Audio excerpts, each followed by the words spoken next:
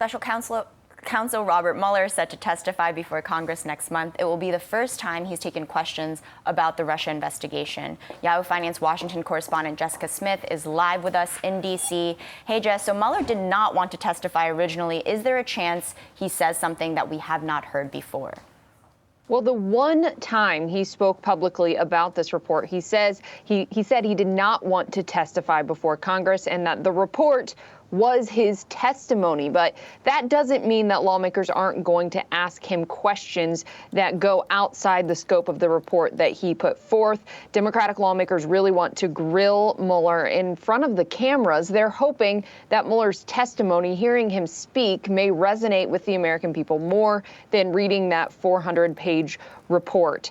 Mueller did not want to do this, as you mentioned. He did not want to go before Congress. That's why lawmakers did have to issue a subpoena to get him to come testify. He is going to testify before both the House Judiciary and House Intel committees on July 17th.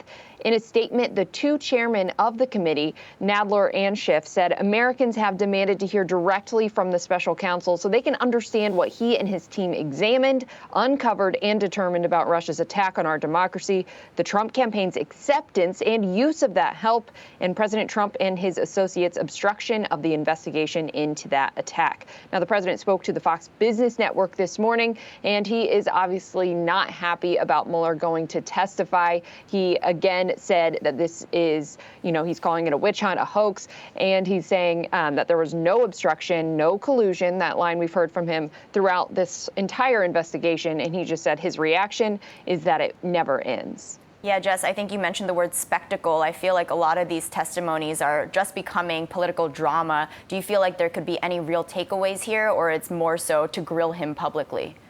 I think it's more so to grill him publicly because Mueller's team was very tight-lipped throughout the investigation. He came forward, spoke in front of the cameras, gave his summary, did not take questions at that point, and said if he is called before Congress, he is not going to go beyond that report. So I think lawmakers are going to push him. They're going to ask him questions. But I'd expect Mueller to stick to what he wants to share, what he's already shared publicly in the report, and not stray too far from that. Yeah, and looking ahead to 2020, tonight is actually the first Democratic debate. What should we expect? We know Elizabeth Warren is taking the stage with Beto, de Blasio, and the sorts.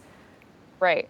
We expect this to be an effort from these Democratic candidates to really stand out in a crowded field. There's 20-plus Democratic candidates right now. 10 of them will be on the debate stage tonight. Senator Elizabeth Warren is the biggest name on this stage. She is really the front runner of the other candidates who are on the stage tonight. Expectations are really high for her, and the other candidates could kind of target her in all of their answers. There are other names on there like Senator Booker, Senator Klobuchar, de Blasio, as you mentioned. They will really try to stand out tonight because they haven't really gotten the traction that they've wanted up until this point. So maybe this is a moment that they can capture America's attention and really build some momentum. But the president is going to be headed to Japan on a plane at that time, and he says he'll be watching, but he expects it to be boring. Excellent. Thank you so much, Jess. Of course. Yes, I too expect some of the debates to be boring. Well, because you're a Republican, so it's okay. Oh my goodness, that's not true. Goodness gracious.